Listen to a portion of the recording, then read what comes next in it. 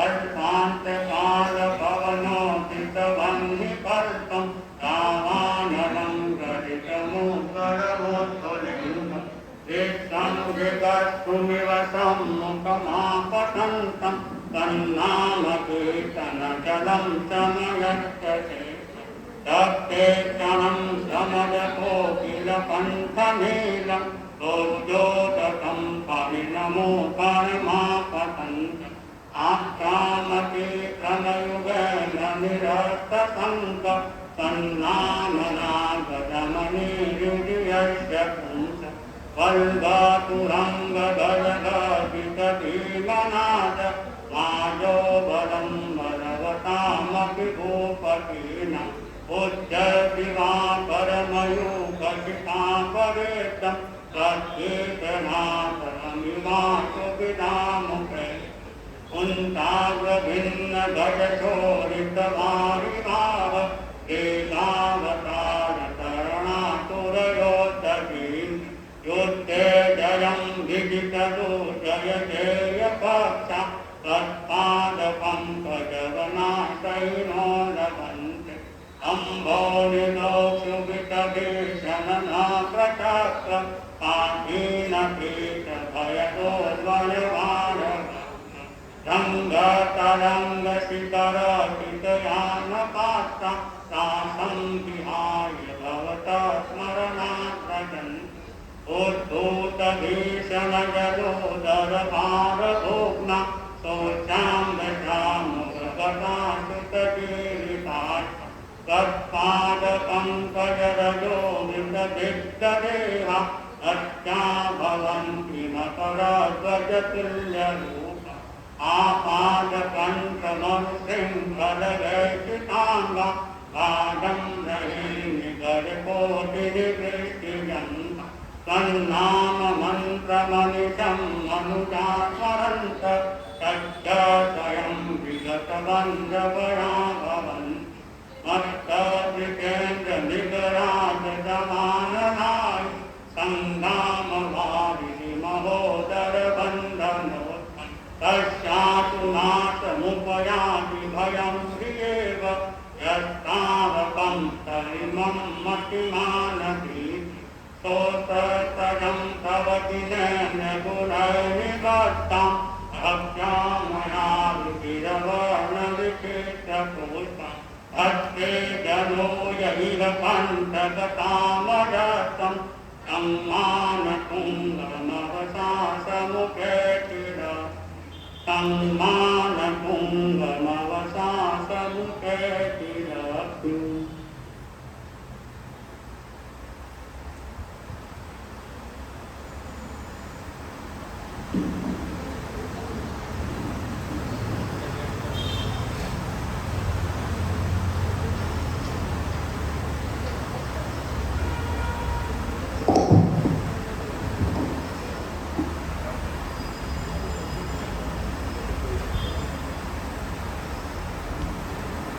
नवकार जैसा मंत्र नहीं, नवकार जैसा मंत्र नहीं, महावीर जैसा देव नहीं, अहिंसा जैसा धर्म नहीं, पर्युषण पर्व जैसा पर्व नहीं।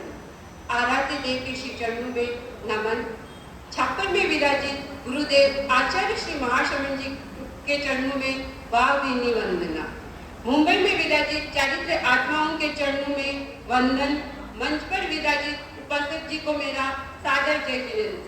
सम्मानित मंच, उपस्थित से धार्मिक धर्म परिवार, आप सभी को मेरा सादर जय जिनेन्द्र। चलो हम अब ये आगाज करते हैं, खुशी के पलों की हम बात करते हैं। बहुत हो चुका अब इंतजार, चलो कार्यक्रम की शुरुआत करते हैं। कोई भी मंगल कार्य करने के लिए सबसे पहले मंगलाचरण से शुरुआत करते हैं।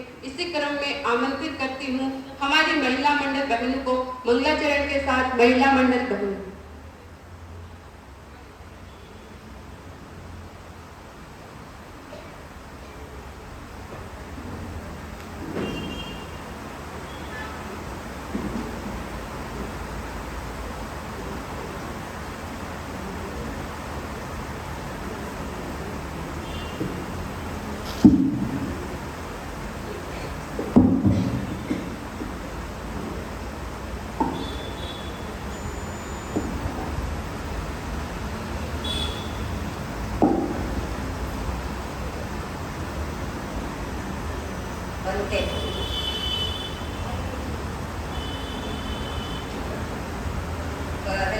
श्रावक और श्राविका मिलजुल समाए कर लो श्रावक और श्राविका मिलजुल समाए आए जासे कार सागिल देखो करे कमाए कर लो श्रावक और श्राविका मिलजुल समाए सामायिक श्लो समता वे सामायिक श्लो समता वे करने वालों मुक्ति पावे आगे वीर प्रभु ने वाणी सबने गणे सुनाए आगे वीर प्रभु ने वाणी सबने गणे सुनाए पुण्यो श्रावक सर्वो समाए पुण्यो श्रावक सर्वो समाए पति खुद महिमा गाई वाही सामायिक है बाया बाया सुखदाई वाही सामायिक है बाया बाया सुखदाई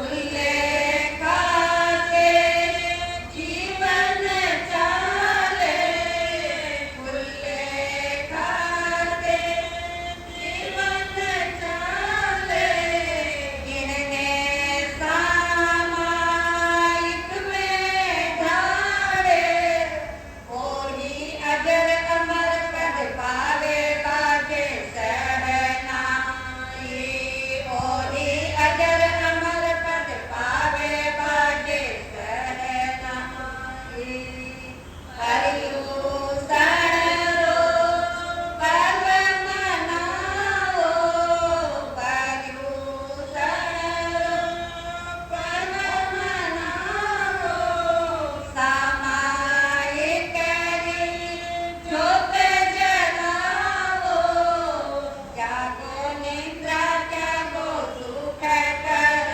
कन्या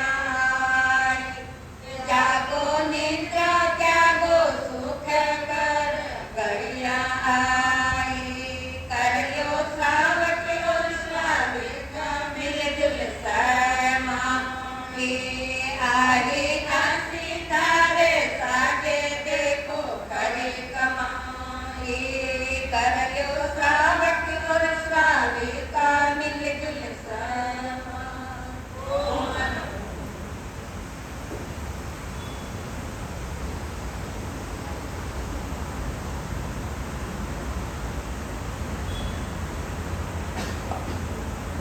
बहुत बहुत धन्यवाद। आप सबकी वाणी से मंगलमय हुआ यहाँ का वातावरण।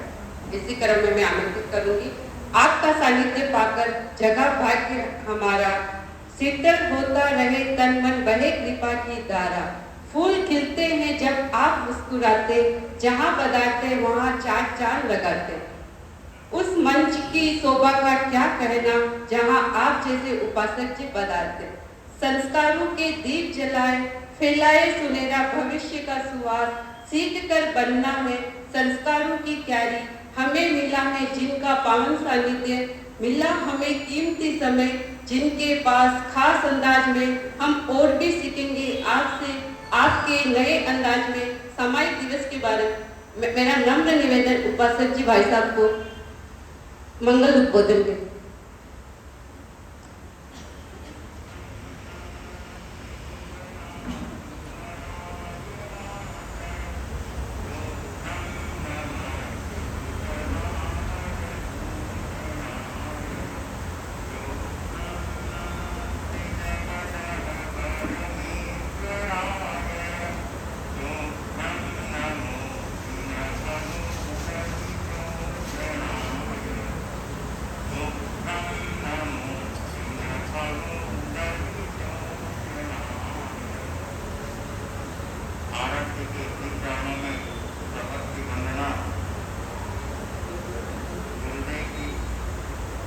समाज के चरणों में सबकी वंदना मंचासीन प्रवक्ता आसन और सहयोगी आसन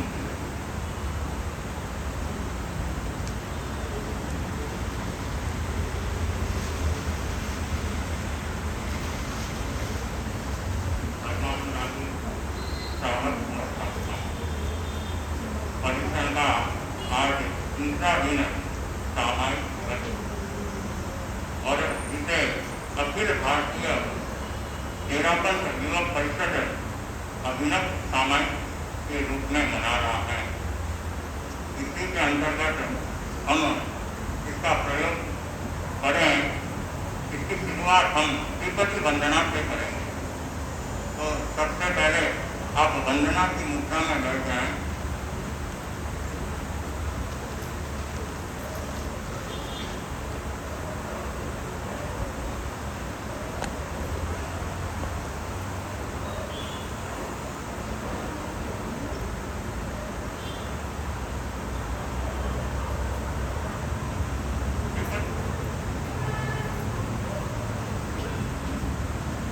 तिब्बती वंदना में हम वंदे अर्थम, वंदे गुरुवरम और वंदे सत्यम को वंदना करेंगे। मैं जब ओम बोलूं तब आपको वंदे का उच्चारण करना है।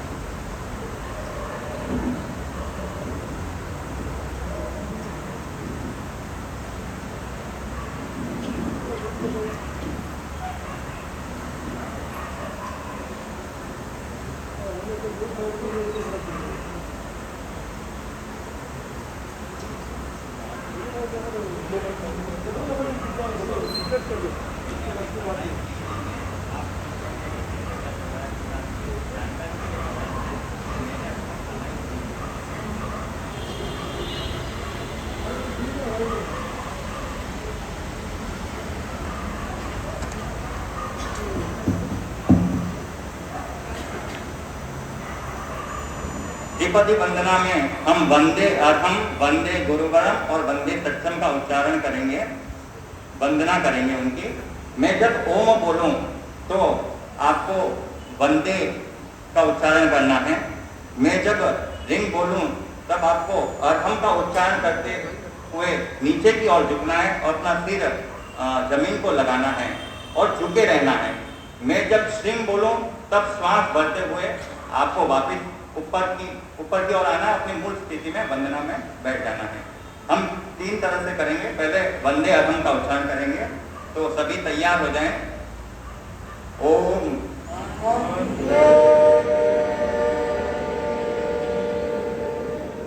रिंग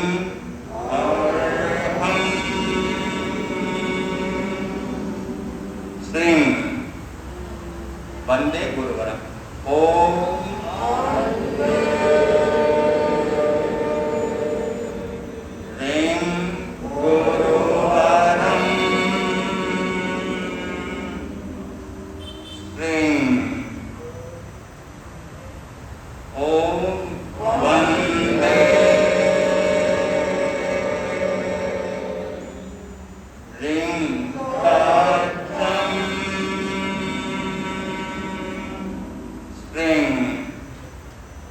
सभी अपने आसन में बैठ जाएं।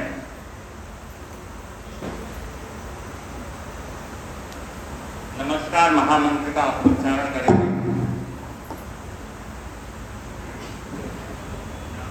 नमो अरहंताण, नमो सिद्धाण, नमो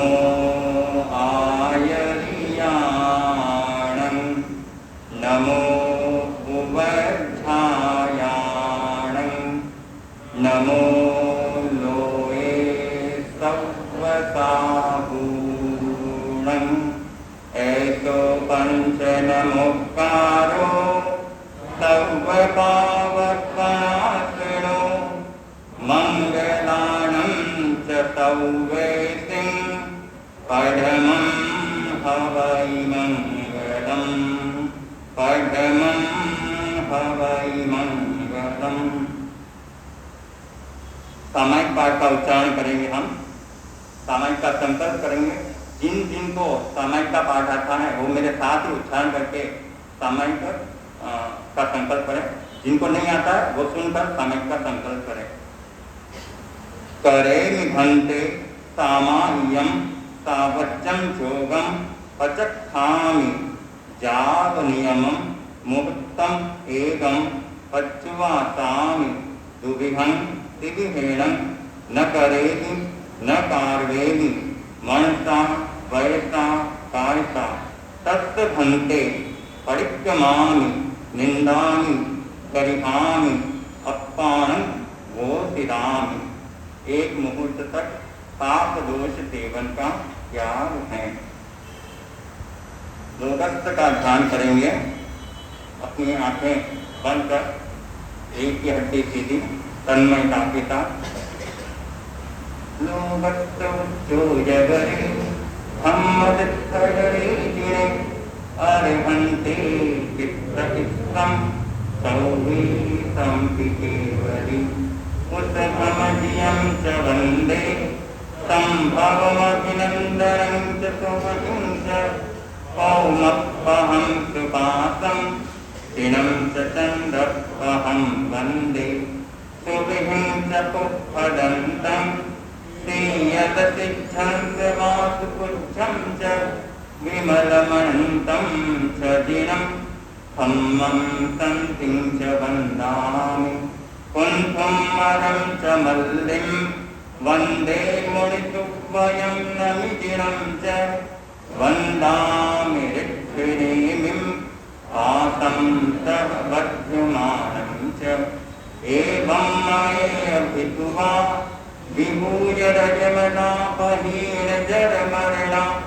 चौवीतं विजिनवरा सिद्धयरामे पतीयन्तु चित्तीयवन्दीयमहे जय लोकस्य उत्तमा सिद्धा आरोग्यभोगिलाभं समाधिवर्मुक्तमं दिन्तु चन्देतु निम्मलयरा आय्चेतु अहियं पयासयरा सागरवरगम्भीरा सिद्धा सिद्धिं मम दिशन्तु सिद्धा सिद्धिं मम दिशन्तु। अभिनव सामायिक को 4 भागों में विभक्त किया गया है। उसमें पहला है जप योग, दूसरा स्वाध्याय योग, तीसरा ध्यान योग और चौथा है त्रिगुप्ती साधना। इसी में हम पहले चरण जप योग का जप 80 अवस्था का जप करेंगे। 80 अवस्था अरिहंत, अ से अरिहंत, सी से सिद्ध, आ से आचार्य, उ से उपाध्याय और सा से साधु नवकार मंत्र का शॉर्ट फॉर्म है। हम जप का प्रयोग इतनी तल्लीनता के साथ करें कि पांचों परमेष्ठी के मय हो जाएं अपन, और एकाग्रता और एक ही स्वर में जप को तन्मयता के साथ करना है। तो प्रयोग करेंगे। आंखें कोमलता से बनी, रीढ़ की हड्डी सीधी, जप का प्रयोग शुरू। अस्सी आऊसा, अस्सी आऊसा, अस्सी आऊसा, अस्सी आऊसा, अस्सी आऊसा, अस्सी आऊसा, अस्सी आऊसा, अस्सी आऊसा, अस्सी आऊसा, अस्सी आऊसा, अस्सी आऊसा, अस्सी आऊसा, अस्सी आऊसा, अस्सी आऊसा, अस्सी आऊसा, अस्सी आऊसा, अस्सी आऊसा, अस्सी आऊसा, अस्सी आऊसा, अस्सी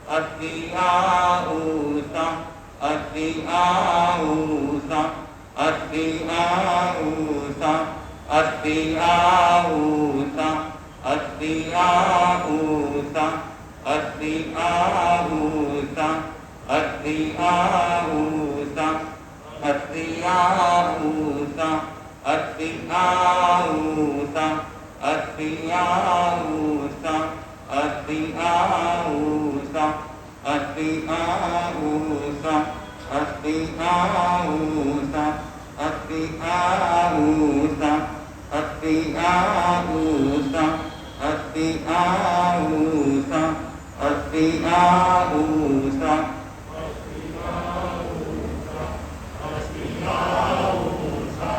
अस्ति आऊषा अस्ति आऊषा अस्ति आऊषा। प्रयोग संपन्न। अभिनव सामायिक का दूसरा चरण स्वाध्याय योग।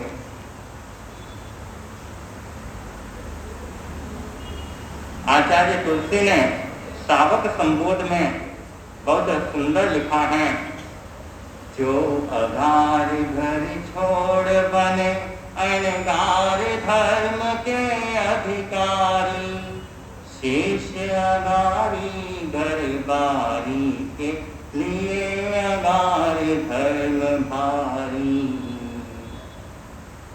भगवान महावीर ने दो धर्मों का निरूपण किया, अणगार धर्म और आगार धर्म।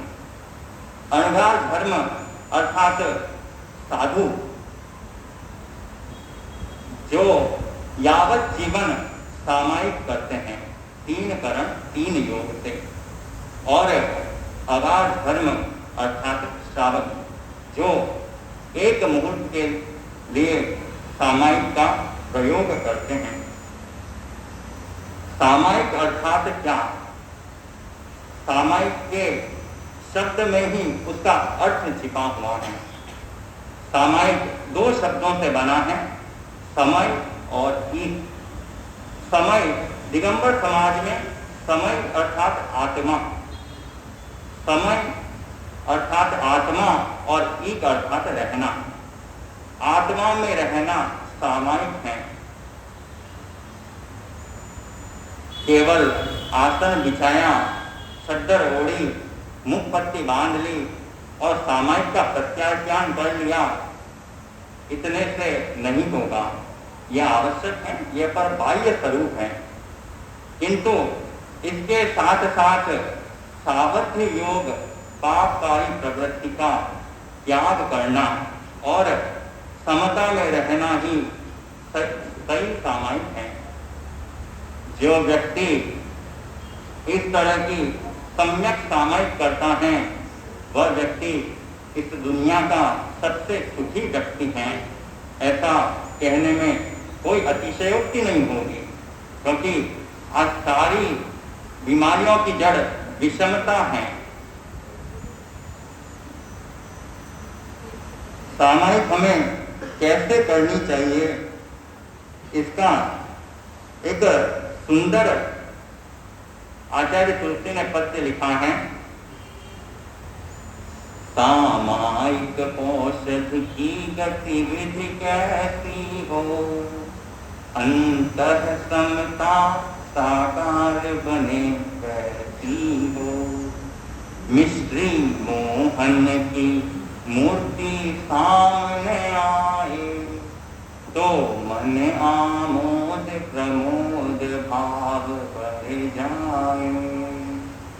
अर्थात सामायिक कैसी होनी चाहिए कि अंतर में साक्षात रूप से समता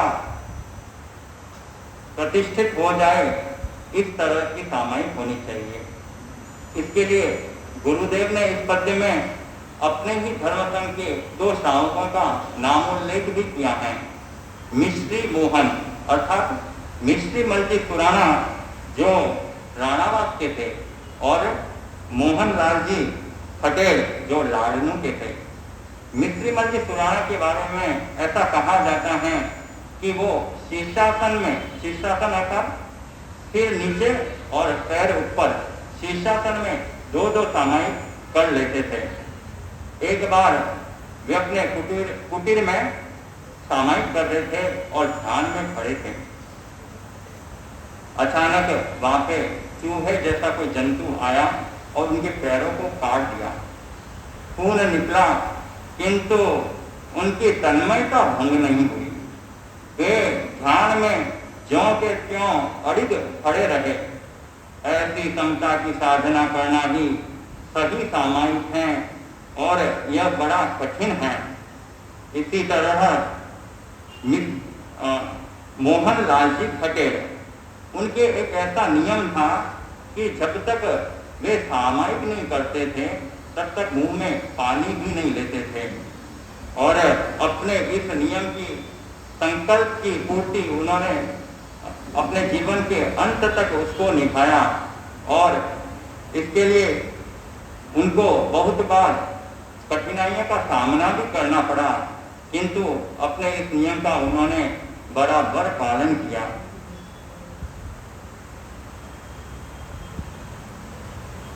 हमें भी सामायिक का अभ्यास निरंतर करते रहना चाहिए।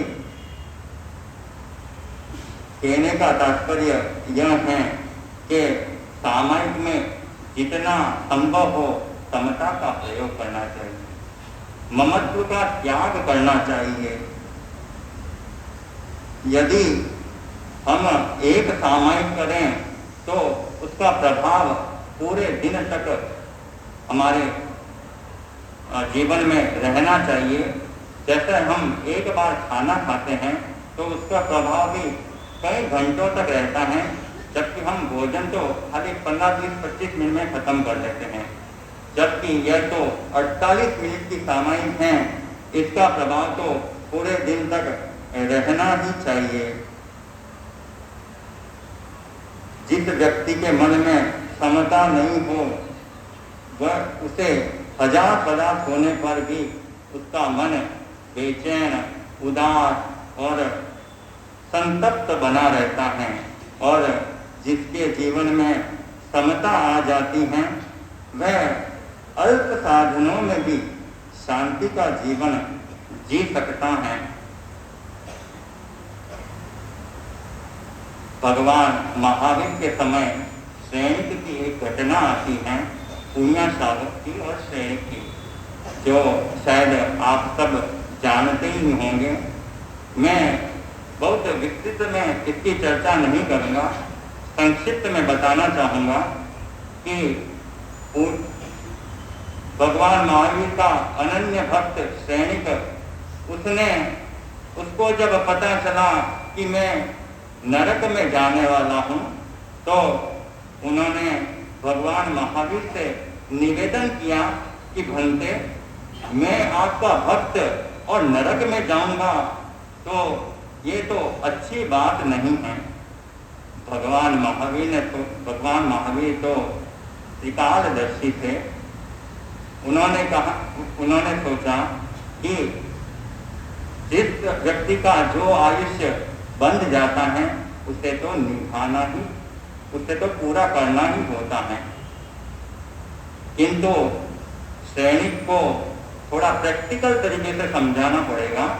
तो उन्होंने कहा, जब सैनिक ने पूछा कि इसका कोई उपाय तो बताइए, तब भगवान महावीर ने कहा कि इसके भगवान महावीर ने उसके 3-4 उपाय बताए। उनमें से एक था कि पूर्णिया की एक सामायिक अगर तुम खरीद लो तो तुम्हारी नरक टल जाएगी।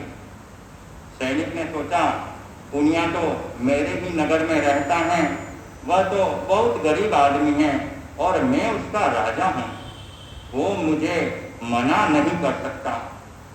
इसी सोच के साथ वह तुरंत पूर्णिया के पास जाता है और कहता है कि मुझे भगवान महावीर ने कहा है कि तेरी एक सामायिक तुम मुझे दे दो और मेरी नरक उससे टल जाएगी।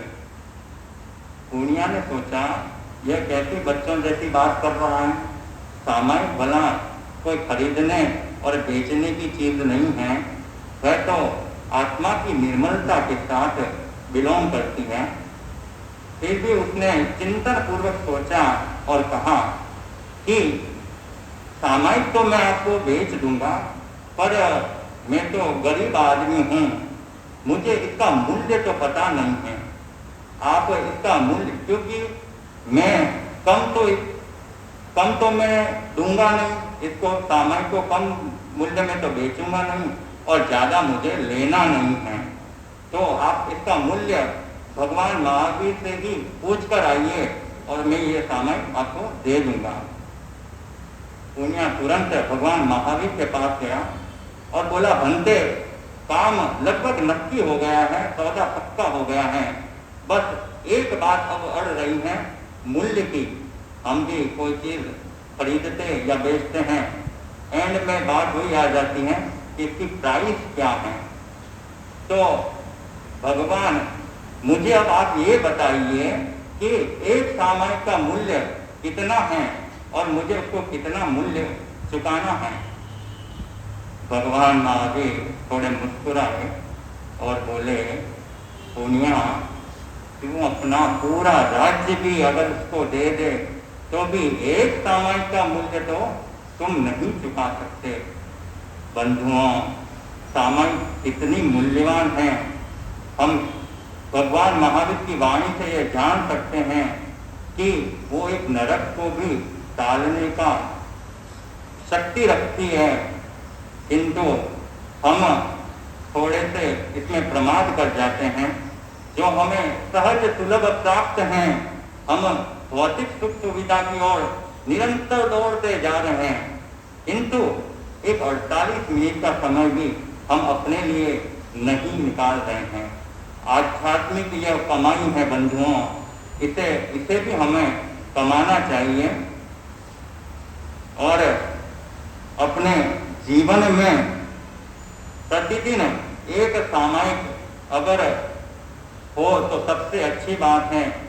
अगर नहीं हो पाए कुछ कारणवश तो कम से कम गुरुदेव के इंगित के अनुसार शनिवार को 7 से 8 तो सामायिक करने का प्रयास करना ही करना चाहिए। सामायिक को कैसे करें और सामायिक क्यों की जाती है, उसका एक गीतिका में बड़ा ही सुंदर लिखा है। सामायिक समता की अनुपम साधना, मंजिल पाले साधक इसकी करता है आराधना, करता है आराधना। मुक्त कंठ से इसका गौरव अनुभवियों ने गाया है। मुक्त कंठ से इसका गौरव अनुभवियों ने गाया है। समता को भी योग बनाकर इसका मूल्य बढ़ाया है, इसका मूल्य बढ़ाया है। कर्म मुक्ति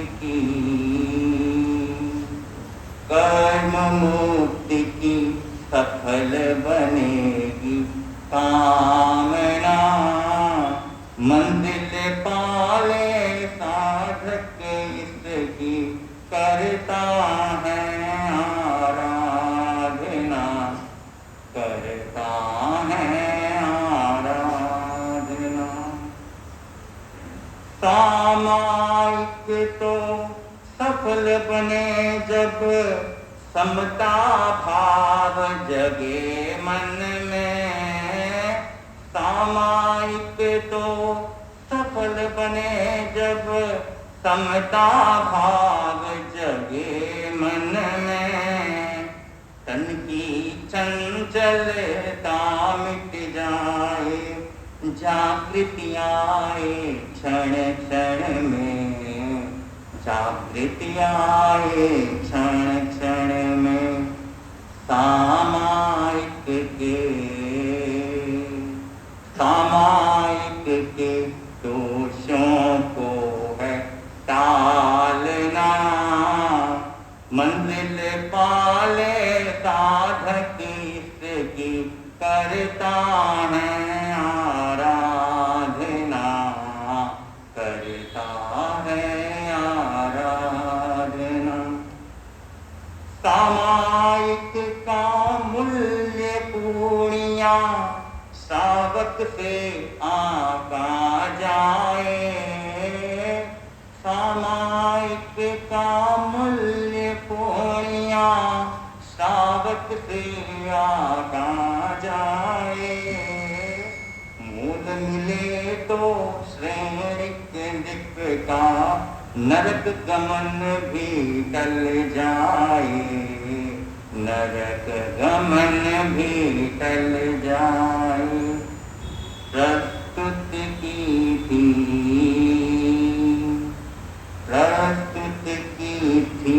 सामायिक की याचना, मंजिल पाले साधक इसकी करता है आराधना, करता है आराधना। करे काल का प्रतिलेखन सामायिक करने से पहले, करे काल का प्रतिलेखन सामायिक करने से पहले। स्थान सहायक मन स्थिर कर ले, ऐसा भी निर्णय कर ले, ऐसा भी निर्णय कर ले। सफल तभी सामायिक की समुपासना, मंजिल पाले साधक इसकी करता है आराधना, करता है आराधना।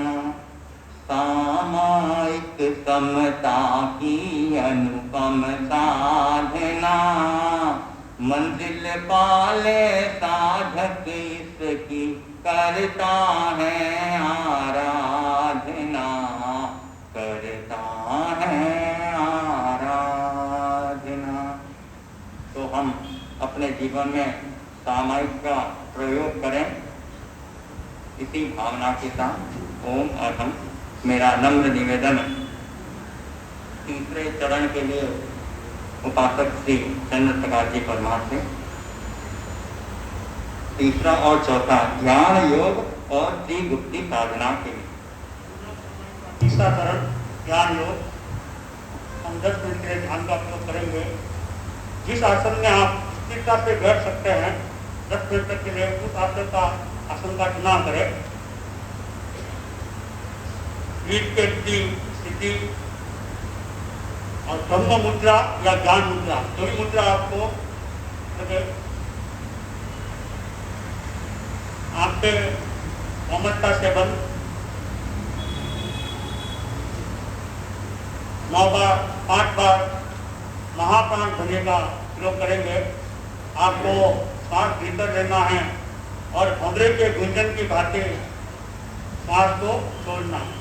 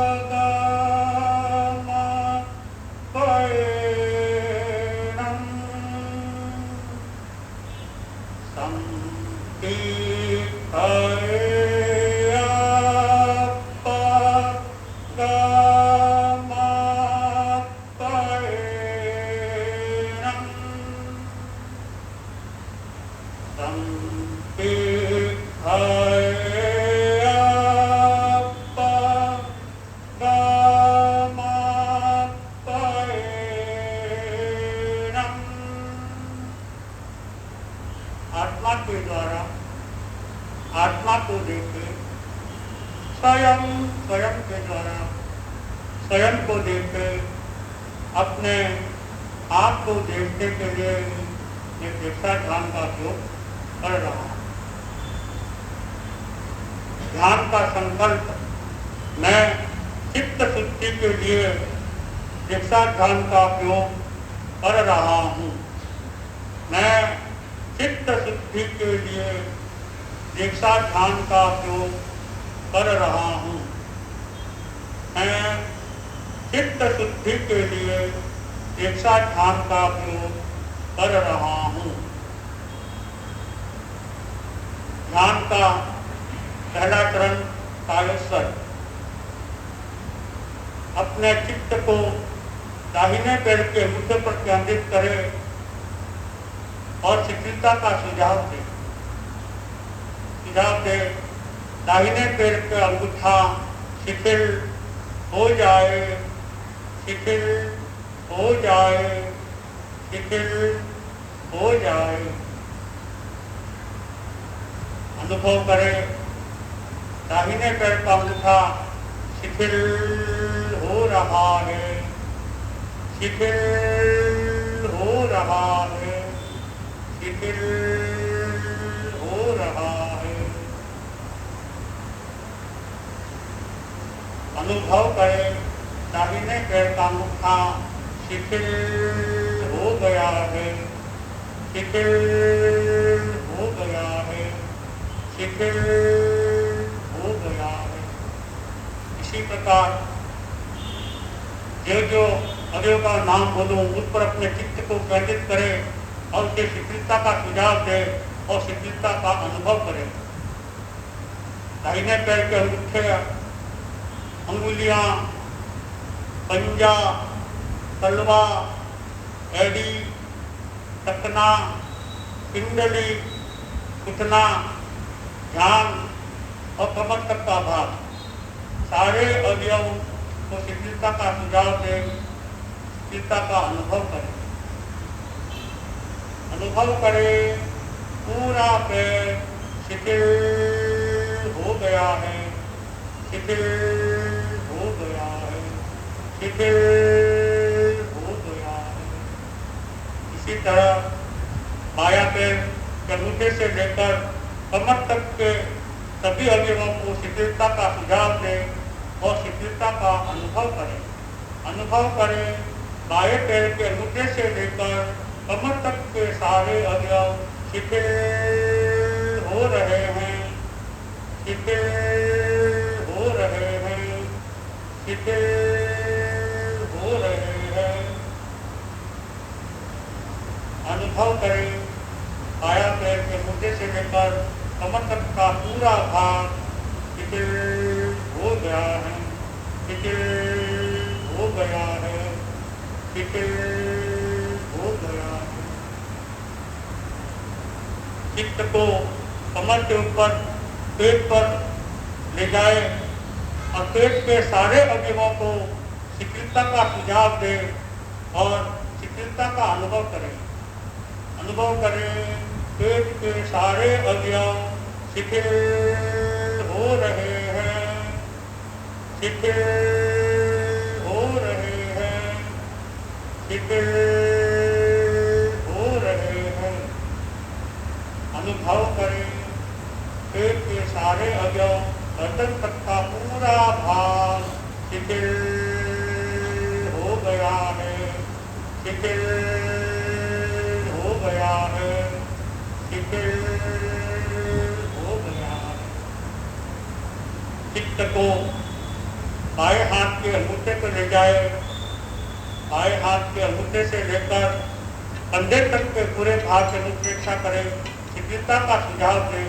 अनुभव करें, बाएं हाथ के अंगूठे से लेकर कंधे तक का पूरा भाग शिथिल हो रहा है, शिथिल हो रहा है, शिथिल हो रहा है।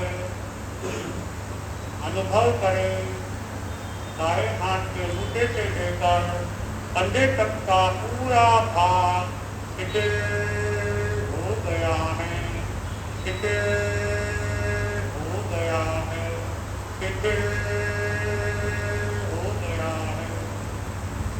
इसी तरह चित्त को दाहिने हाथ के अंगूठे पे ले जाए और दाहिने हाथ के अंगूठे से लेकर कमर तक के पूरे भाग को शिथिलता, कंधे तक के पूरे भाग को शिथिलता का सुझाव दे और अनुभव करे दाएं हाथ के अंगूठे से लेकर कंधे तक का पूरा भाग शिथिल हो रहा है, शिथिल हो रहा है, शिथिल हो रहा है। अनुभव करें दाहिने हाथ के अंगूठे से लेकर कंधे तक का पूरा भाग शिथिल हो गया है, शिथिल हो गया है, शिथिल हो गया है। अब चित्त को गर्दन से लेकर मस्तिष्क तक के सभी अवयवों को शिथिलता का सुझाव दे और अनुभव करे गर्दन से लेकर मस्तिष्क तक का पूरा भाग शिथिल हो जाए, शिथिल हो जाए, शिथिल हो जाए। अनुभव करे गर्दन से लेकर मस्तिष्क का पूरा भाग शिथिल हो गया है, शिथिल हो गया है, शिथिल हो गया है। अनुभव करे पूरा शरीर शिथिल हो गया है, शिथिलता का अनुभव करे, अनुभव करे पूरा शरीर रुई की भांति हल्का हो गया है, पूरा शरीर रुई की भांति हल्का हो गया है। शिथिलता का अनुभव करें। अब चित्त को ध्यान का दूसरा चरण दीर्घ श्वास प्रेक्षा। चित्त को नाक के अग्र भाग पर स्थित करें और प्रत्येक आने जाने वाले श्वास को देखें। अनुभव करें श्वास भीतर आ रहा है, श्वास बाहर जा रही है। एक भी श्वास बिना देखे न अंदर आए न बाहर जाए। प्रत्येक श्वास की प्रेक्षा करें। चित्त को नाक के अग्र भाग पर केंद्रित करें। प्रत्येक आने जाने वाले श्वास की प्रेक्षा करें। कोई भी श्वास बिना देखे न अंदर आए न बाहर जाए।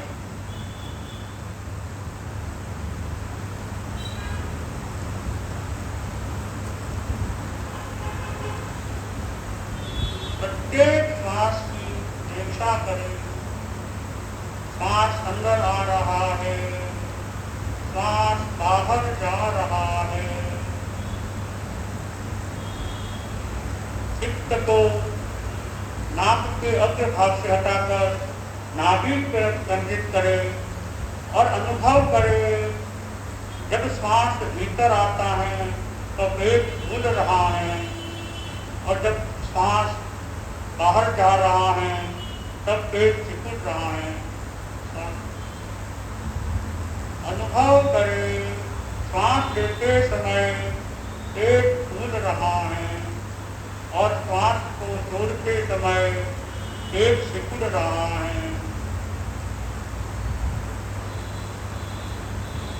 अनुभव करें पूरी जागरूकता के साथ, पूरी तन्मयता के साथ श्वास प्रेक्षा का अभ्यास करें। कोई भी श्वास बिना देखे न अंदर जाए न बाहर जाए। प्रत्येक श्वास की श्वास प्रेक्षा करें।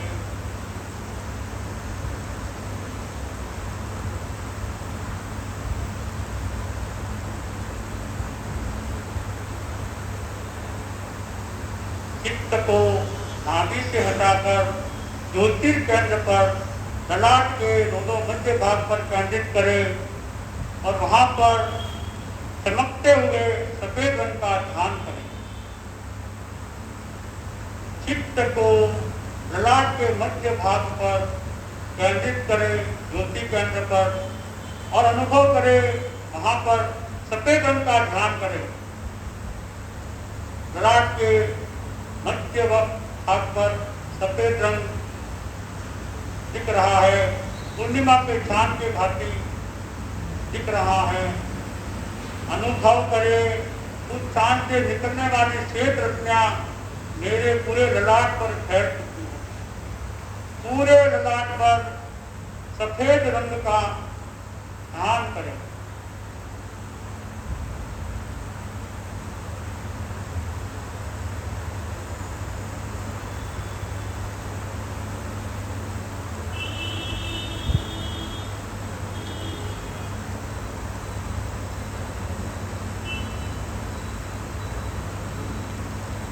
काय गुप्ती का उपयोग करेंगे, साथ में गुप्ती की साधना करेंगे। न मन से सोचना है, न वाणी से बोलना है, न काया से हिलना डुलना है। पूरी स्थिरता के साथ, बिल्कुल हलन नहीं, गुप्ती की साधना। मन में कोई विचार नहीं आ रहे हैं, मेरा मन निर्विचार हो रहा है। 2 मिनट तक गुप्ती की साधना करनी है।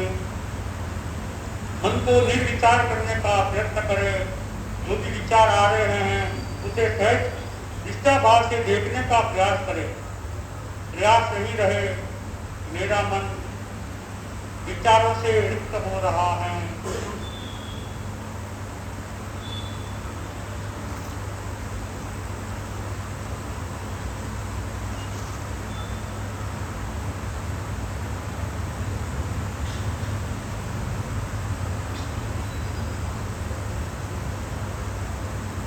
बिल्कुल हलन न करे, प्रतिमा की भांति अडोल गुप्ती की साधना। न मन से सोचे, न वचन से बोले, न काया से हिले जुले, अडोल प्रतिमा की भांति।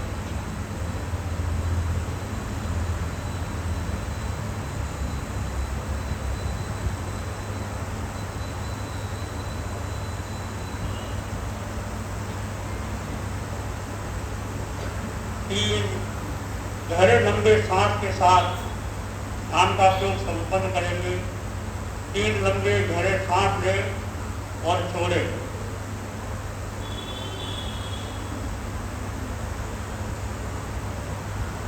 और दोनों हाथों को रगड़े नहीं, घसते नहीं, सीधे आंख पर ले जाए और धीरे धीरे हाथों के अंदर आंख को टिमटिमाते हुए आंख को खोले और प्रकाश का अनुभव करें।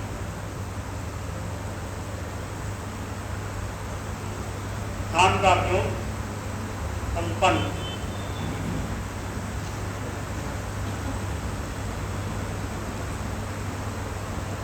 अब हम परमेष्टि वंदना करेंगे। इनके लिए विपुलता हो करके वंदना आसन है।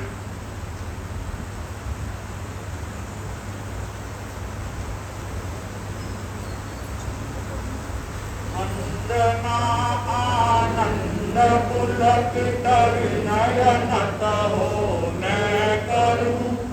एक लय हो, एक रस हो, भाव तन्मय तावरू। सहज निज आलोक से भाषित स्वयं संभूत है। धर्म तीर्थंकर शुभंकर गीत राग विशुद्ध है।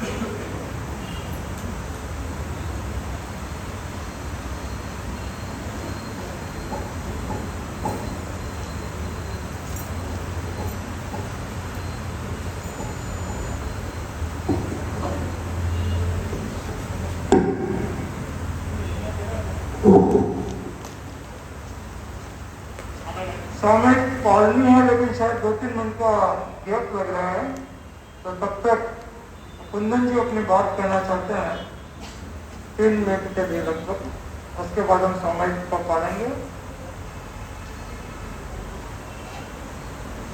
जरूरत नहीं कुंदन।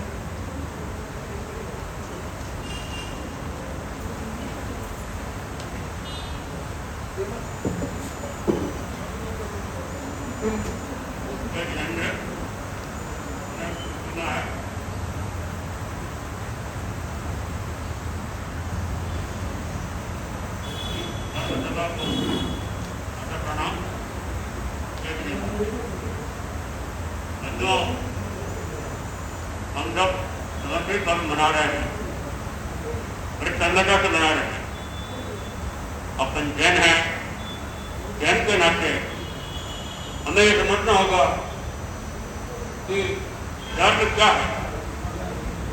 इस सभा में बैठे हुए सभी धर्मप्रिय भाइयों से मैं कहना चाहूँगा, जब तक अपन इस शब्द को नहीं समझेंगे तब तक अपना सही जीवन अपन व्यतीत नहीं कर सकते हैं।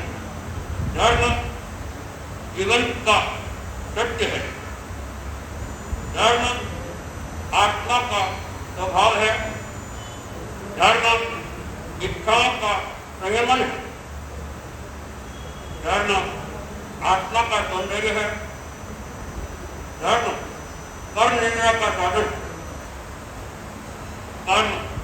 धर्म पुरुषार्थ की साधना है।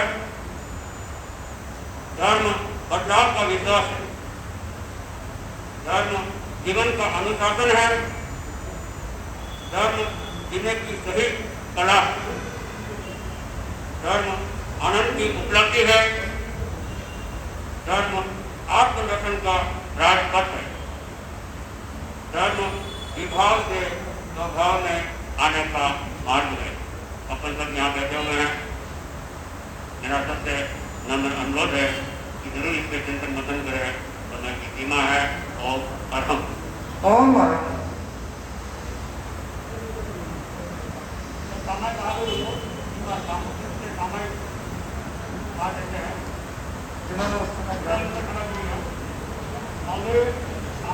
में जो कोई अतिचार दोष लगा हो तो मैं उसकी आलोचना करता हूँ। मन की सावध्य प्रवृत्ति की हो, वचन की सावध्य प्रवृत्ति की हो, शरीर की सावध्य प्रवृत्ति की हो, सामाजिक नियमों का पूरा पालन न किया हो, अवधि से पहले सामाजिक को पूरा किया हो तो 10 निष्ठाम दुष्कर्म, इसमें लगे हुए पाप विद्या हो, निष्फल हो। मंगल पाठ के द्वारा एक बार अभिगम का समय पत्र पूरा करते हैं। सत्तारी केवल ये अभिनव समय संपन्नता का मंगल पाठ है, हमारा क्रम अभी चालू है। सत्तारी मंगलम, अरहंता मंगलम, सिद्धा मंगलम, साहू मंगलम, केवली पन्नतो धम्मो मंगलम। सत्तारी लघुत्तमा, अरहंता लघुत्तमा, सिद्धा लघुत्तमा, साहू लघुत्तमा, केवली पन्नतो धम्मो लघुत्तमो। सत्तारी शरणं कवचामि, अरहंते शरणं कवचामि, सिद्धे शरणं कवचामि, साहू शरणं कवचामि, केवली पन्नतं धम्मं शरणं कवचामि। अभी प्रवचन जल तक का कार्यक्रम चलेगा तो कृपया सभी की स्थिति बनाए रखें।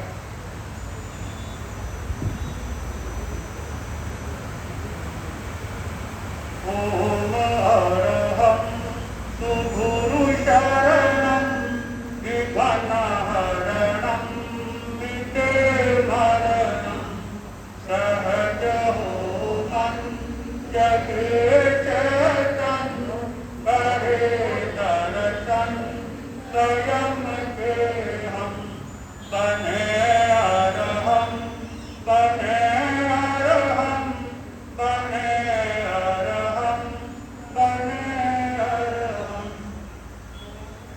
अनंत आस्था के केंद्र महातपस्वी युग प्रधान आचार्य श्री महात्मा जी के श्री चरणों में कोटि से नमन। मुंबई क्षेत्र विराजित सभी चारित्रात्माओं को मेरी सभक्ति वंदना। आदरणीय प्रवक्ता उपासक जी, सहयोगी उपासक जी एवं भारत का श्रद्धालु श्रावक समाज, आज हम पर्युषण पर्व का तीसरा दिवस सामयिक दिवस के रूप में मना रहे हैं। श्री के उपस्थित महोदय ने सामयिक की पूरी विवेचना की, सामयिक क्यों करनी चाहिए, कैसे करनी चाहिए, सामयिक के क्या क्या लाभ है। श्रावक का 12 व्रत श्रावक के 12 व्रत बताए गए हैं, उसमें 9वां व्रत का सामयिक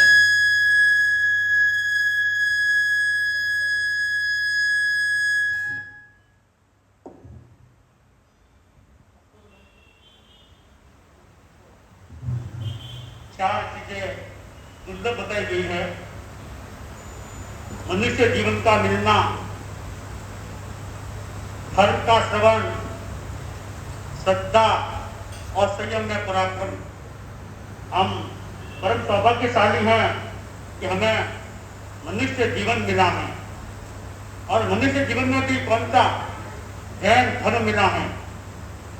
हमें धर्म श्रवण का मौका भी मिलता है, हम धर्म श्रवण करते भी हैं और हमारे श्रद्धा भी है।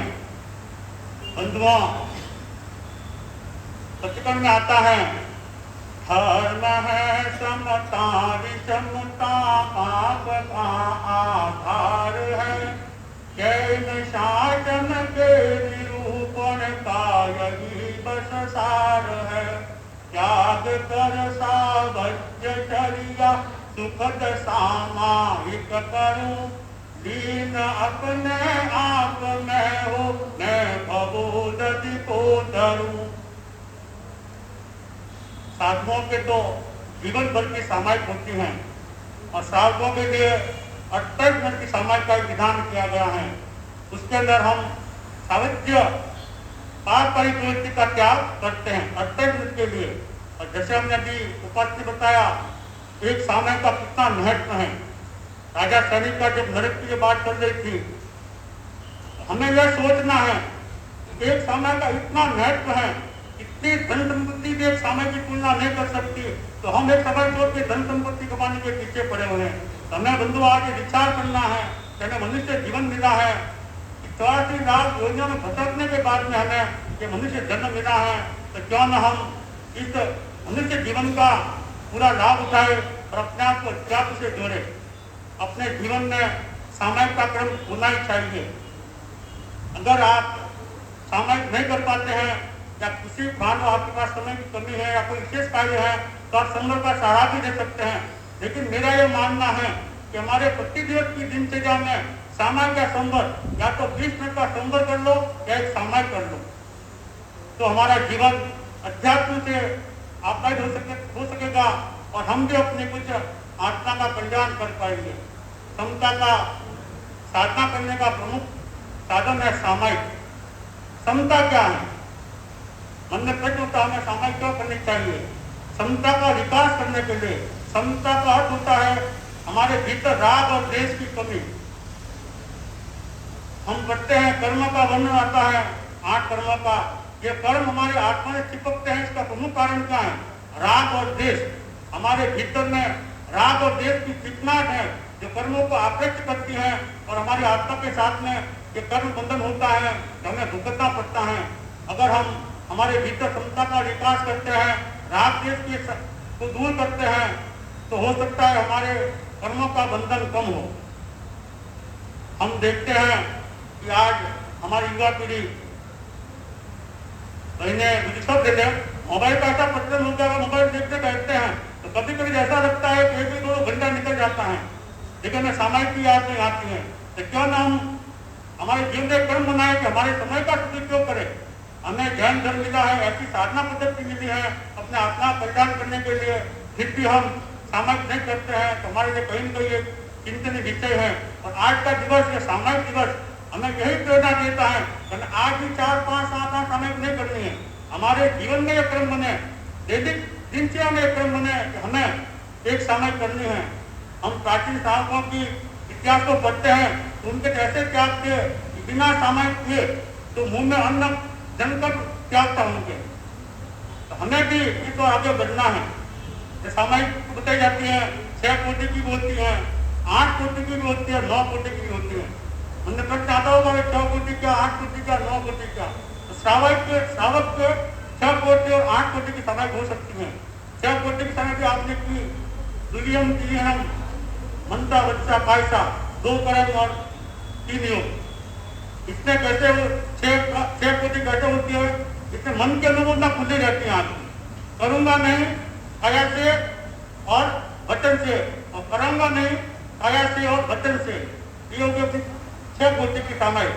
और अगर आपको 8 कोटि की सामाई करनी है, मुझे तुलसी बहुत बार कराते भी थे, उसके में आपको कुछ नहीं बोलना, खाली आपने सामाई पचक ली, ये हो गई 6 कोटि। उसके बाद आप बोल सकते हैं कि अनुमोद नहीं, वचन से और काया से, मुझे वचन और काया से अनुमोद करने का त्याग है।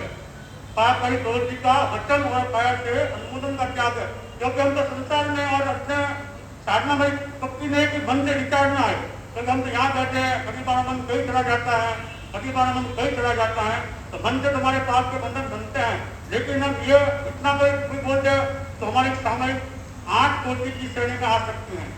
बंधुआ, हम गुरुदेव के प्रवचन दैनिक सुनते हैं, और गुरुदेव कितना अच्छा कर्म दिया हमें शनिवार के सामायिक का। किसके लिए दिया?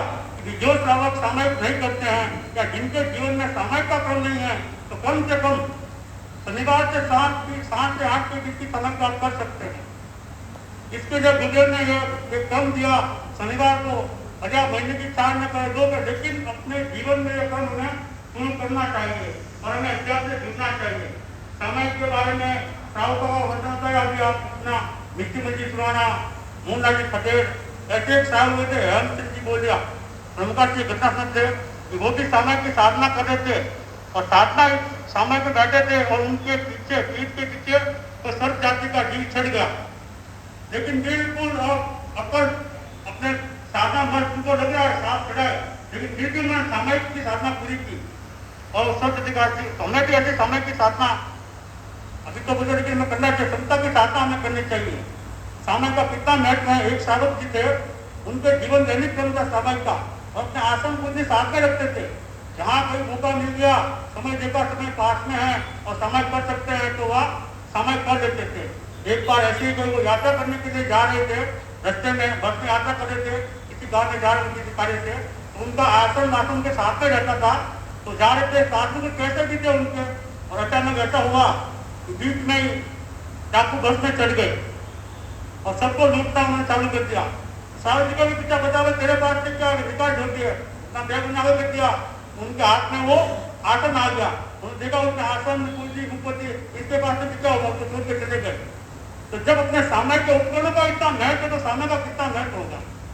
तो हम भी अपने जीवन में समता का विकास करें, हमारे भीतर की समता है, इसके लिए हमें सामायिक की साधना करनी चाहिए। तो आज का ये दिवस है, मैं तो यही कहना चाहूँगा कि इसको आप एक प्रतीकात्मक रूप में न लें, हमारे दैनिक जीवन में सामायिक अनिवार्य अंग बन जाए, ऐसा हमें प्रयास करना है। और आज का दिवस हमें यही प्रेरणा देता है। तो आप सभी आज से संकल्प दो, जिनके जीवन में सामायिक नहीं है वो महीने की 4 सामायिक या जो 4 सामायिक करते हैं वो और आगे बढ़े, और जिनके दैनिक सामायिक होती है वो बहुत बढ़िया है। तो आपको भी इस क्रम से जुटना है और अपने को मनुष्य जीवन मिला है, इसे सार्थक करना है। इन्हीं भावों के साथ ओम अरहम।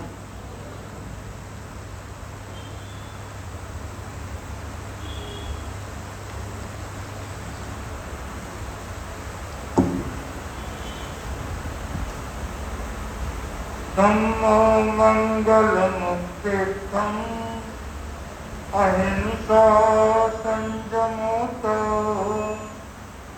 देवावितं नमं सन्ति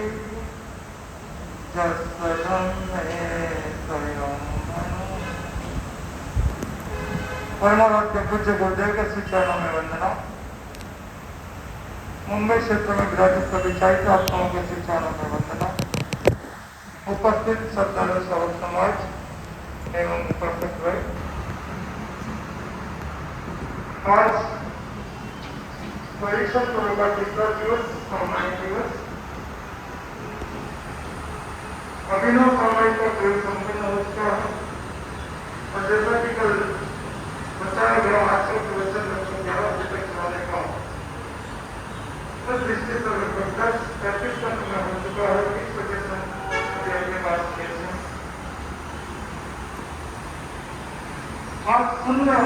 प्रतिदिन एक श्लोक का उच्चारण करता हूँ, धम्मो मंगल मुक्ति।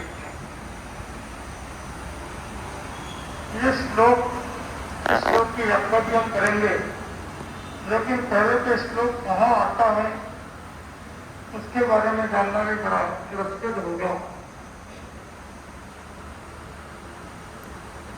कोई भी मुमुक्षु आत्मा, वैरागी आत्मा जब संसार को छोड़कर मुनि जीवन, संयम जीवन प्राप्त करना चाहता है और जब वो संयम ग्रहण करता है तो उसके लिए अभी वर्तमान में सभी संप्रदायों में एक सूत्र बड़ा कंपल्सरी कर दिया कि ये सबसे पहले उस छोटे साधु को सिखाया गया। उस सूत्र का नाम है 10वें कालिक सूत्र। और 10वें कालिक सूत्र का पहला अध्ययन और पहले अध्ययन का पहला श्लोक ये है, धम्मो मंगल मुक्ति। ये 10वें कालिक सूत्र सबसे पहले साधु संतों को क्यों पढ़ाया जाता है, तो उसकी भी एक रोचक घटना है।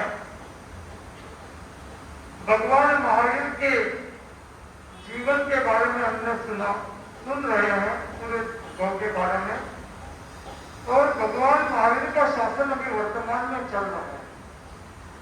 आप लोगों में से कुछ लोगों को जानकारी होगी कि भगवान महावीर के शासन में जब भगवान महावीर का निर्माण हुआ तो उसके बाद आचार्य परंपरा शुरू हुई, और उन आचार्य परंपरा में चौथे नंबर के आचार्य हुए आचार्य स्वयंभू। भगवान महावीर के बाद गणगाधार, उनके 5वें गणधर सुधर्मा स्वामी ने संभाला। उसके बाद जम्बू स्वामी ने वो पद संभाला। जम्बू स्वामी के बाद आचार्य प्रभव ने वो पद संभाला, और उसके बाद आचार्य स्वयंभू ने। तो चौथे पट्टधर भगवान महावीर के आर्य स्वयंभू हुए। आर्य स्वयंभू के जीवन की तो बहुत घटना है, उनका जीवन बहुत अलग प्रकार का है जिसे हम संवत्सरी के दिन सुनेंगे। लेकिन इस 10वें कालिक सूत्र के साथ जो आर्य स्वयंभू का संबंध जुड़ा है, मैं उस घटना का उल्लेख केवल आपके सामने कर रहा हूं। जब आर्य स्वयंभू ने दीक्षा ली तब उनकी पत्नी जो थी वो गर्भवती थी, और कालांतर में उसे पुत्र की उत्पत्ति हुई। पुत्र जब बड़ा हुआ तो उसने पूछा कि मेरा पिताजी कहाँ है। अब माता कुछ दिन तो टाला, तो थोड़े बड़े होने के बाद बताया कि आपके पिताजी ने दीक्षा ले ली है, वो जैन साधु बन गए। क्योंकि मूलतः स्वयंभू जैन परिवार से नहीं थे, ब्राह्मण परिवार से थे, लेकिन जैन साधु के पास उन्होंने दीक्षा ग्रहण कर दी थी। तो उसके मन में आया बच्चे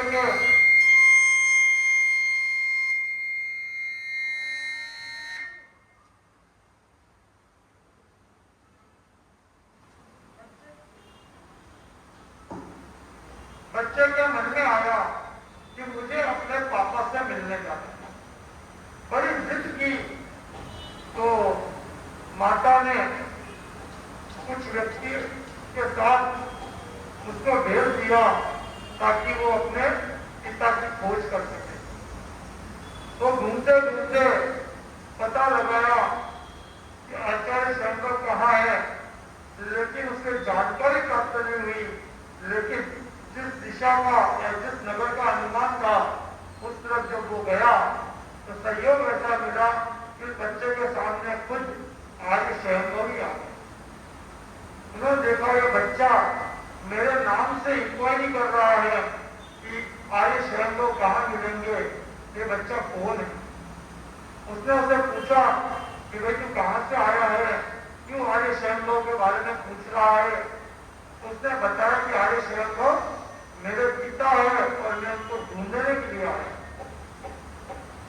बालक तेजस्वी था और आर्य स्वयंभू के चतुर्दश पूर्वजन थे, बहुत बड़े ज्ञानी थे। उन्होंने उस पुत्र का चेहरा देखा और समझ गए कि इसका आयुष्य बहुत स्वर्ग पर। बहुत ज्यादा आयुष्य इसके पास नहीं बचा है। मैंने तो अपने जीवन का कल्याण कर लिया, इसका भी जीवन का कल्याण होना चाहिए।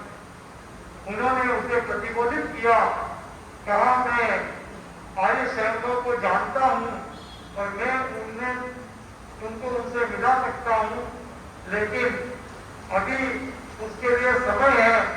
तू अपना समय क्यों व्यर्थ करता है, तू भी दीक्षा ग्रहण कर ले। और दीक्षा के बारे में समझाया, प्रेरणा दी, बालक तैयार हो गया और दीक्षा ग्रहण किया। आर्य सैनिकों ने देखा इसके पास तो केवल 6 महीने का आयुष्य बचा है। इन 6 महीनों में कैसे मैं इसको आगमों का अध्ययन करूं, क्योंकि आगमों के अध्ययन के लिए तो समय चाहिए। तब उन्होंने सोचा कि इसके लिए कुछ अलग ग्रंथ की रचना करनी चाहिए।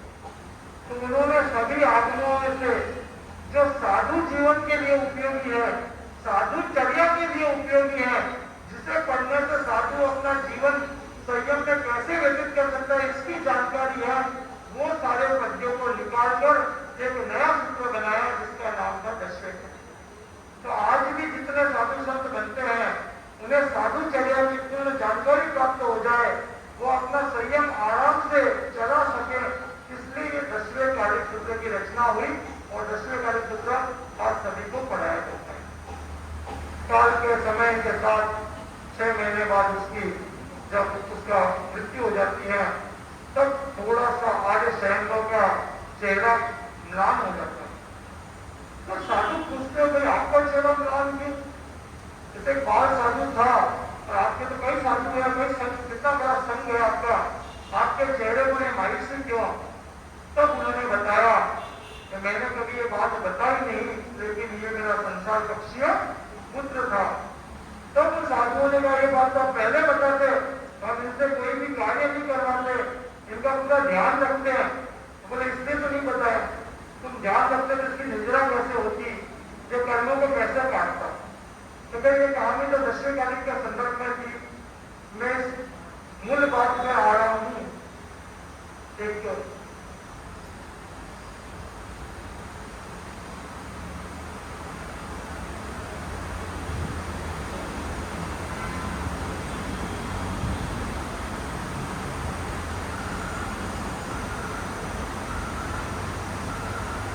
तो बात शुरू हुई इस पद्य के अर्थ से, धम्मो मंगल मुक्तिष्ठम, धर्म उत्कृष्ट मंगल है,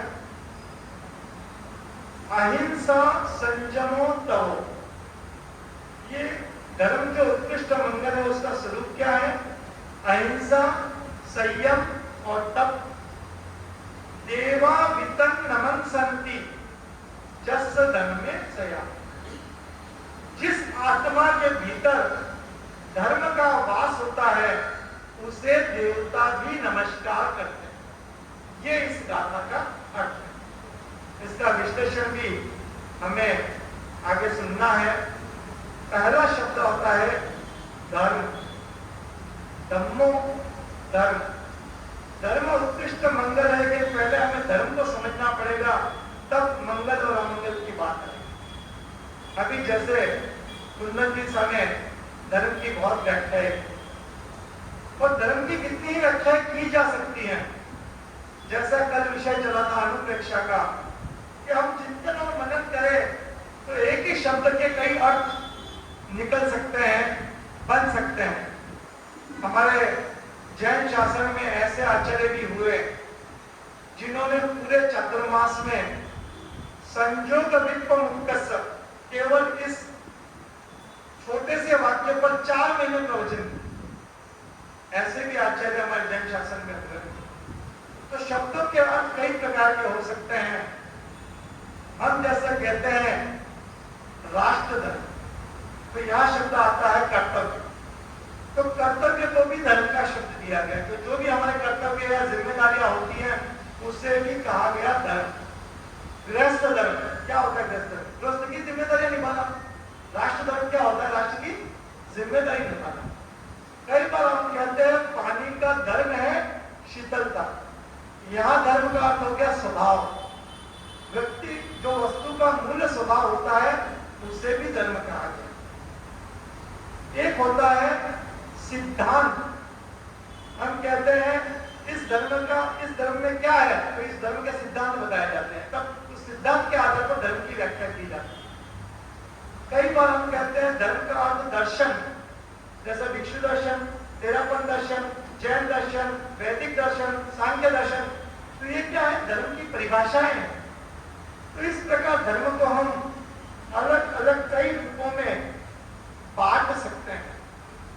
थोड़ी चर्चा अभी मैंने प्रारंभ की है, इसको हम और आगे चलाएंगे, धर्म की व्याख्या को भी आगे चलाएंगे।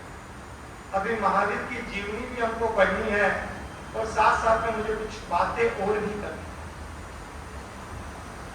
हम लोग घर में रहते हैं,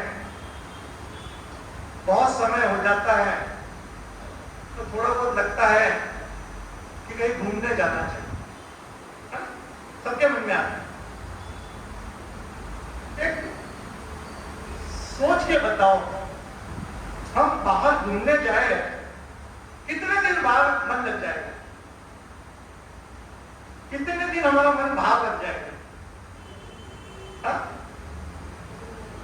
3 दिन, 5 दिन, 7 दिन, महीना, 2 महीना, उसके बाद किसकी याद आएगी? घर की याद आएगी ना। चाहे कितनी भी अच्छे से अच्छे जगह में चले जाओ, चाहे अच्छे से अच्छे रिसोर्ट में चले जाओ, लेकिन किसकी याद आएगी? अब तो घर जाना, अब तो थक गए, अब तो मन नहीं लग रहा। तो घर चाहे कैसा भी हो, चाहे 1 BHK हो, चाहे बंगलो हो, चाहे एक चाल में छोटी सी खोली हो, लेकिन अपना घर अपना घर होता है। वहां जो आनंद आता है वो आपको कहीं भी नहीं आ सकता। वहां जो शांति प्राप्त होती है वो आपको कहीं भी नहीं हो सकती। अब समय आया है, शायद काल लब्धि का योग आपके लिए इतने दिन शायद नहीं बना होगा, लेकिन अब तो पूज्य गुरुदेव बना दिए। आप लोगों ने अपने अपने घर तो बहुत अच्छे बना लिए होंगे, लेकिन ये भी चिंतन करो कि क्या समाज का एक घर नहीं होना चाहिए? क्या हम सब लोग कहीं जाके सामायिक करें, कहीं ज्ञानशाला चलाएं, कहीं प्रतिक्रमण करें, तो क्या हमें दूसरों की तरफ देखना पड़े?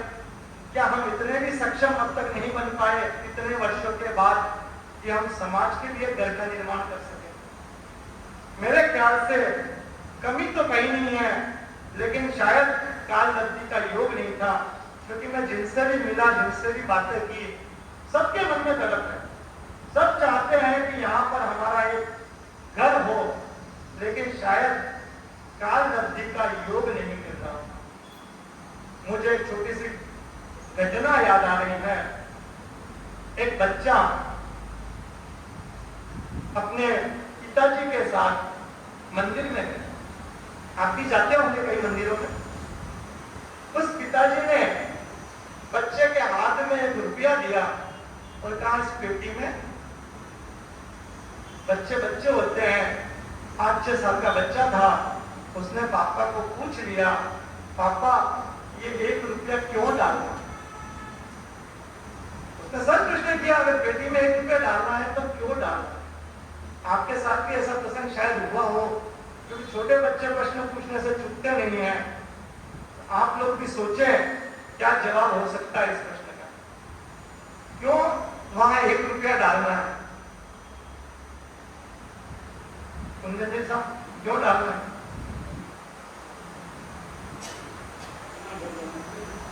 अपना घर बनाने के लिए वहां 1 रुपया डालना? नहीं, वो नहीं, मंदिर में डालने की बात कर रहा हूं मैं। तो मंदिर में डालने के पीछे अपने मन में भावना क्या होती है? मैं भवन की बात नहीं कर रहा हूँ, मैं मंदिर की बात कर रहा हूँ। बच्चे को लेके गए पिताजी, कई मंदिर में होता है ना, दान पेटी होती है, तो बोले ले बेटा 1 रुपया उसमें डाल दो। बच्चे ने पूछ दिया क्यों डालो, यहाँ क्यों डालोगे, क्या काम है?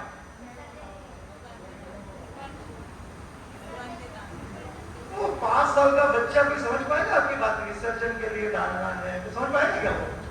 बच्चों को तो बच्चे के ढंग से जवाब देना पड़ेगा ना, विसर्जन के लिए कैसे डालोगे आप? देखो, मेरे ख्याल से उस पापा ने जो उत्तर दिया कि बेटा इनकी कृपा से हमको सब कुछ मिला है, तो थोड़ा बहुत इनके भी चढ़ा, ये भाषा उसको थोड़ी समझ में आ जाती है। यहां तक तो ठीक था मामला, लेकिन अब उस बेटे का अगला प्रश्न था कि अगर इनकी कृपा से सब कुछ मिला है तो फिर 1 ही रुपया क्यों? अब क्या जवाब दें? अब थोड़ा सा उस पिताजी को भी विचार आया कि मैं क्या जवाब दूं, क्योंकि ये तो कहते कि चंद्र भगवान के मंदिरों में जाता नहीं होता, इनकी कृपा है, इनकी अपने पर दृष्टि है, शिव दृष्टि, सीधे यही भाषा होती है या इसी प्रकार की कल्पना होती है। तो अब उसको जवाब क्या दिया? बोला अगर इनकी कृपा से मिला तो फिर 1 ही रुपया क्यों? तब उस पिताजी ने केवल उस बच्चे की भक्ति, जो कि वो जिस परंपरा में है, उस परंपरा में मूर्ति पूजा का महत्व होगा, उस भगवान का उतना ही, हम जैसे पूर्व देवता कहते हैं, कुल देवता कहते हैं, उनका बड़ा महत्व था, तो उसकी आस्था डिगे नहीं, इसके लिए उनके जेब में उस समय जितने रुपए थे उस बच्चे को दे दिया, बेटा सब डाल। क्यों किया? उसकी आस्था को खंडित नहीं करना, उसकी आस्था को जमाना है, बनाना है, इसलिए ये बात है। हमें भी यही तो सोचना है। हम कई बार बोलते हैं आपके कैसे चल रहा है, गुरु कृपा से सब ठीक, गुरु कृपा से सब बढ़िया।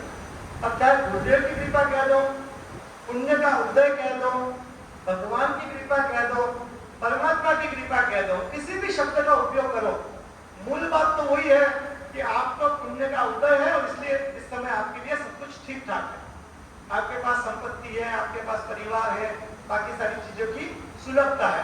मूल बात अगर कर्म दर्शन की दृष्टि से मैं कहूँगा आपके पुण्योदय का उदय। अगर दूध है उसमें शक्कर डाली और चम्मच से उस शक्कर को घुमाए, दूध मीठा हो। अगर एक छोटा सा प्रश्न पूछूं, दूध मीठा तो चम्मच के घुमाने से हुआ या शक्कर से हुआ? ये बात तो दोनों की है, लेकिन चम्मच की जो स्थिति है उसका 1 या 2% मान सकते हैं। मूल बात तो शक्कर से ही मीठा होगा, शक्कर तो चाहे जितने घुमाते जाओ। लेकिन ये भी बात सही है, शक्कर का भी अपना महत्व, चम्मच का भी महत्व था, शक्कर का भी महत्व था, लेकिन शक्कर की योगदान ज्यादा है, चम्मच का योगदान कम है। और ये मान के चले, अगर हम जैन दर्शन और ब्रह्मवाद को मानते हैं तो हमें जो ये सब कुछ प्राप्त हुआ है ना, इसके पीछे हमारा पुरुषार्थ तो चम्मच हिलाना इतना है। मूल बात तो हमारा पुण्योदय जो पूर्व से हमारे साथ चल रहा था, वो पुण्योदय हमारे लिए कार्य कर रहा है। और पुण्योदय के कार्यों से ही ये कार्य हुआ है कि हम इस प्रकार का जीवन जी रहे हैं। अब इस प्रकार से सोचो कि जिस पुण्य उदय से हमें ये लाभ वगैरह मिला है, तो पुण्योदय तो कब होगा? जैन दर्शन की मान्यता या तेरापन दर्शन की मान्यता कहूं कि पुण्य का बंधन तो बिना धर्म के हो नहीं सकता, धर्म किए बिना पुण्य का बंधन संभव नहीं है। और अगर आपके पास जितनी भी सेविंग है उससे आप जब तक खर्चा करते हो तो आप दूसरी तरफ ये भी सोचते हो नई सेविंग होती रहे, नहीं तो केवल खर्चा ही करोगे और नई सेविंग नहीं करोगे तो एक दिन खजाना खाली हो जाएगा। तो जितना पुण्य हम लेकर आए हैं धर्म करते हुए, अगर यहाँ पे सब खर्च कर देंगे और नया बंधन, नया पुण्य का उपार्जन नहीं करेंगे तो कैसे हो? मैं ये नहीं कह रहा कि भवन की बात, भवन से पुण्य नहीं बंधेगा, ये पहले क्लियर कर दूं। हमारी मान्यता बिल्कुल साफ है, भवन के निर्माण में किसी भी भवन का क्या खुद का निर्माण करो, खुद का घर बनाओ, वहां पे तो 6 गायों की हिंसा होती है। 6 गाय की हिंसा में धर्म वाली बात नहीं है, लेकिन वो हमारा समाज का कर्तव्य है, सामाजिक दायित्व है। लेकिन अगर भवन बन जाता है, स्थान बन जाता है, तो उसके बाद कितना धर्म का क्रिया हो सकती है, कितने लोगों की सुलभता हो सकती है कि वो सामूहिक रूप से अकेले घर में मन नहीं लगता, क्या समझते रहे अकेले, लेकिन क्या नहीं यहाँ आना है, 10 जन मिलकर करेंगे फिर मन चल जाएगा, सब जाएंगे, मुझे भी जाना है। तो एक सामूहिक रूप में धर्माराधना के लिए स्थान अपेक्षित है। स्थान बनाने में तो धर्म नहीं होता, लेकिन स्थान बनने के बाद उसमें कई क्रियाएं हो सकती है जिससे धर्म का लाभ मिल सकता है। तो हम इतने सोच के चले कि हमें भी नया अगर सेविंग करनी है तो कुछ ना कुछ तो सोचना पड़ेगा, क्योंकि जितना लाए हैं वो तो खर्च कर रहे हैं। एक समझदार व्यक्ति जो पैसे होते हैं उसको टारगेट से खर्च करता है ताकि मेरा भविष्य भी बना रहे और वर्तमान भी चलता रहे। और उसे हम समझदार व्यक्ति नहीं कहते हैं, जो केवल खर्च करता जाए और जमा करने की चिंता नहीं करे। तो दोनों तरफ से सोचना है, आत्मा का विकास भी करना है, कर्म को तोड़ना भी है। तो खर्चे के सामने सेविंग बढ़े तो हमारी आगे की गति और उच्च हो सकती है। संक्षेप में मैंने अपनी बात आपके सामने रखी है। समझदार को इशारा काफी और गुरुदेव बिल्कुल सामने है। केवल इतना सा चिंतन अगर आप लोग कर लो कि मेरी जो संपत्ति है, जो भी है, एक बार कैलकुलेट मन में कर लेना करके, केवल 1% समाज को देना है। बहुत ज्यादा चाहिए नहीं समाज को, केवल 1% का चिंतन कर लो तो मेरे ख्याल से खालसा में इतना बड़ा स्थान बन जाए कि जिसको आपकी कल्पना नहीं है। ये सामाजिक बातें हैं, धार्मिक बातें नहीं है इसके साथ, लेकिन ये समझ के चलो, अगर हर एक व्यक्ति केवल इतना सोच ले मेरी संपत्ति का केवल 1%, 99 आपके पास रखना है, किसी को नहीं चाहिए, केवल 1% समाज के हित में सामाजिक कार्यों के लिए अगर मैं विसर्जन करता हूं तो मैं निश्चित मानता हूं यहाँ पे कोई कमी नहीं है और बहुत अच्छे समाज का, बहुत अच्छे स्थान का निर्माण हो सकता है। और उसके बाद तो मेंटेनेंस चाहिए। मेंटेनेंस के लिए इतना चिंतन कर ले कि मेरी जो साल भर की कमाई हो उसका 1%, पूरे संपत्ति का तो अभी बता रहा हूँ क्योंकि बड़ा भवन लेना है, फिर तो खाली आपकी कमाई का 1% कर दोगे तो आराम से आपका भवन की मेंटेनेंस वगैरह सब चलती रहेगी, कोई दिक्कत ही नहीं है। और कई बार तो ऐसा होता है कि भवन के मेंटेनेंस के लिए कुछ लगता ही नहीं। आज की तारीख में मैं कहता हूँ, तो सूरत से आ रहा हूँ, सूरत में जब भवन बना आज 20 साल हो गए, 1 रुपया भी समाज से इकट्ठा करने की जरूरत नहीं पड़ती, 1 रुपया भी। 20 साल में कोई ओड़ी, कोई चंदा, कुछ भी, न डोनेशन। क्यों? भवन खुद इतना उत्पन्न कर रहा है कि उसके खर्चे करते जाते। आज एक भवन की कीमत मतलब अलग है, लेकिन वहां पे लगभग 1 करोड़ रुपए की इनकम हर साल हो जाती है और आराम से ज्ञानशाला के खर्चे, चिकित्सा के खर्चे, शिक्षा के खर्चे, सब सहयोग, शिक्षा सहयोग, चिकित्सा सहयोग, पूरे समाज को लाभ मिल रहा है, लेकिन किसी से 1 रुपया लेने की जरूरत नहीं पड़ती। आज कम से कम 10 से 12 लाख रुपए केवल शिक्षा के सहयोग में जाते हैं, 20 से 25 लाख केवल चिकित्सा के सहयोग में जाते हैं, 10 से 12 लाख रुपए केवल ज्ञानशाला का खर्चा हो रहा है। भवन का मेंटेनेंस, भवन में जितने स्टाफ है, जितने कर्मचारी, उनकी पगार, सारी चीजें केवल उससे निकल रही है। कोई 1 रुपया कलेक्शन करने की जरूरत नहीं। केवल एक बार अपना मन को मनाना पड़ेगा, एक बार अपनी विसर्जन की चेतना को जगाना पड़ेगा, उस आसक्ति का, उस पैसे के प्रति 1% का मोह आपको कम करना होगा। यही समझो मेरे पास 100 रुपए नहीं है, 99 रुपए, और इस 1 रुपए की छोड़ने की अगर भावना जग जाएगी, कोई दूर नहीं है कि गुरुदेव आने से पहले आपके यहाँ बहुत अच्छा एक स्थान बन जाए और गुरुदेव वहां पर पधारे और मंगल पाठ सुनाए। तो आप लोग इसके लिए एक बार तैयार हो जाए। बहुत अच्छा भी 4-5 दिन है, आपके पास समय भी है, चिंतन कर सकते हैं और बहुत अच्छा इस दिशा में आप कार्य कर सकते हो। यद्यपि ये सामाजिक विषय था, लेकिन हम भी तो व्यस्त हैं, हमें भी साधु नहीं बने हैं, तो इस विषय पर हम बोल सकते थे और हमें कुछ निवेदन मिला कि आप इस विषय को थोड़ा सा हम अपने जैसा हमें उचित लगा, हो सकता है कुछ गलती भी हुई हो, कुछ गलत बात भी कह दी हो, सबसे क्षमा याचना भी चाहता हूँ और बार बार शुभकामना के साथ आज का यह कार्यक्रम यही संपन्न करता हूँ। आज हम भगवान महावीर की जीवनी नहीं चला पाए, कल उसको कंटिन्यू करेंगे। ओम।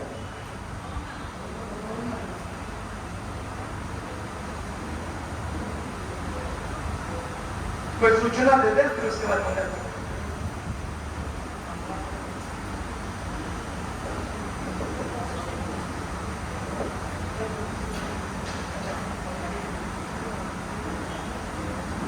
जब दिवस आ रहा है, अगर आप लोगों की मानसिकता हो तो कम से कम 12 घंटे का जब तो चल सकता है। 3-3, 4-4 लेडीज मिलकर और भाई मिलकर टाइम कोड कर ले, 6 से 7 ये, 7 से 8 ये, 8 से 9, कई जगह तो 24 घंटे चलता है, लेकिन यहाँ की मुझे स्थिति पता नहीं है 24 घंटे के, 12 घंटे तो चला ही सकते हैं, 3 दिन का तो चला ही सकते हैं हम लोग। तो आप इस तरफ थोड़ा सा ध्यान देंगे, अभी 2 दिन है आपके हाथ में, चिंतन करें।